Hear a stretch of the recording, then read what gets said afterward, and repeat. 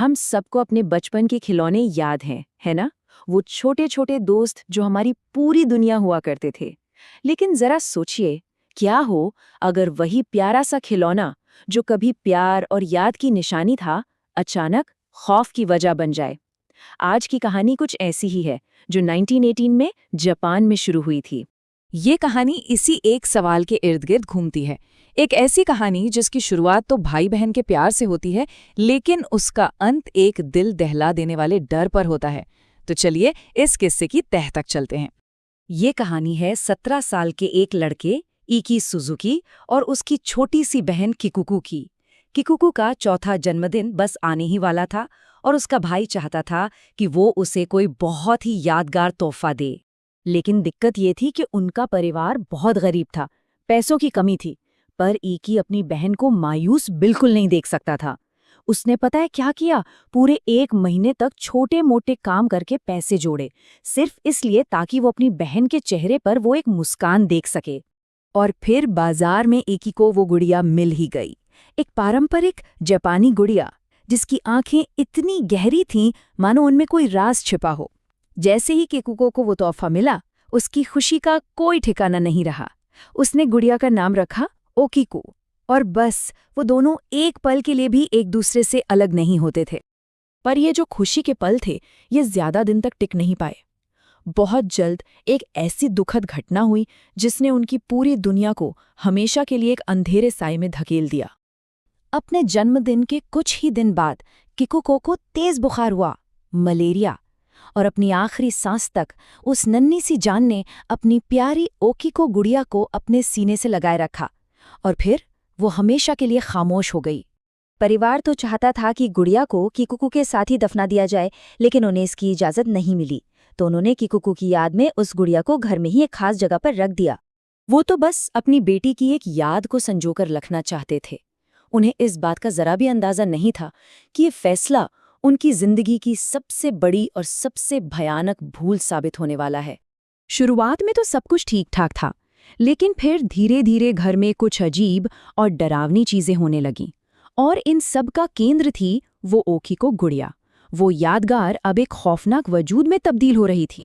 सबसे पहले तो रात के सन्नाटे में किकुको की हंसी और फुसफुसाने की आवाजें आने लगीं। फिर एक दिन इकी ने ध्यान दिया कि गुड़िया के बाल, जो पहले सिर्फ गर्दन तक थे, अब बढ़कर कंधों से भी नीचे आ गए हैं। और इसके बाद तो डरावने सपनों और गुड़िया की अजीबोगरीब हरकतों का एक ऐसा सिलसिला शुरू हुआ जो थमने का नाम ही नहीं ले रहा था। इस बात पर यकीन करना मुश्किल था तो इकी की माँ ने गुड़िया के बाल वापस पहले जैसे काट दिए। लेकिन ये उनकी बहुत बड़ी गलती थी।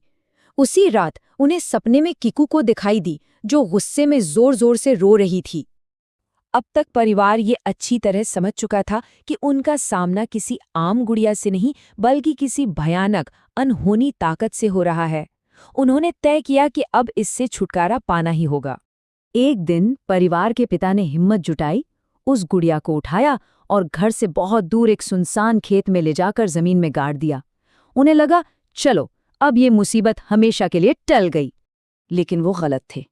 उसी रात आधी रात को उनके दरवाजे पर कोई जोर जोर से दस्तक देने लगा, और उस दस्तक के साथ बाहर से किकुको के दर्द में चीखने की आवाजें आ रही थीं। जब पिता ने कांपते हाथों से दरवाजा खोला तो सामने दहलीज पर मिट्टी में सनी हुई वो ओकीको गुड़िया खड़ी थी, जैसे वो खुद चलकर घर वापस आ गई हो। इससे पहले कि वो कुछ समझ पाती, गुड़िया के लंबे बाल सांपों की तरह आगे बढ़े और पिता की गर्दन से लिपटकर उनका गला घोंटने लगे। पिता दर्द से तड़प रहे थे, उनकी सांसें लगभग रुकने वाली थीं। ये भयानक मंजर देखकर इकी बेबसी में जोर से चीखा, अपनी बहन का नाम लेकर, किकुको। और जैसे कोई चमत्कार हो गया हो, किकुको का नाम सुनते ही वो गुड़िया एक झटके में बेजान होकर जमीन पर गिर पड़ी, और उसके बालों की पकड़ भी ढीली हो गई। ये खौफनाक सिलसिला कोई 1-2 दिन या महीने नहीं चला, बल्कि पूरे 20 साल तक। सोचिए, सुजुकी परिवार ने 20 साल तक उस डरावने साए के साथ अपनी जिंदगी गुजारी। आखिरकार 2 दशकों तक इस डर को झेलने के बाद परिवार ने पूरी तरह से हार मान ली। उन्होंने उस गुड़िया को एक ऐसी जगह सौंपने का फैसला किया जहां शायद उसे काबू में रखा जा सके।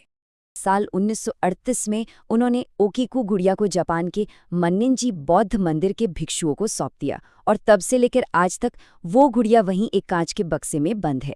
लेकिन कहानी यहाँ खत्म नहीं हुई है। आज इतने सालों बाद भी उस गुड़िया के बाल किसी जिंदा इंसान की तरह बढ़ते हैं, जिन्हें मंदिर के भिक्षु समय समय पर काटते हैं। पर सबसे ज्यादा डराने वाली बात तो ये है कि कुछ लोगों का दावा है कि गुड़िया का मुंह धीरे धीरे खुल रहा है और उसके अंदर छोटे छोटे दांत उगते हुए भी दिखाई दे रहे हैं। तो सवाल आज भी वही है, क्या ये वाकई एक छोटी बच्ची की आत्मा है जो अपने सबसे प्यारे खिलौने को छोड़कर जाना नहीं चाहती, या फिर इस गुड़िया के पीछे कोई और कहीं ज्यादा गहरा और अनकहा राज छिपा है? इसका जवाब शायद हमें कभी नहीं मिलेगा।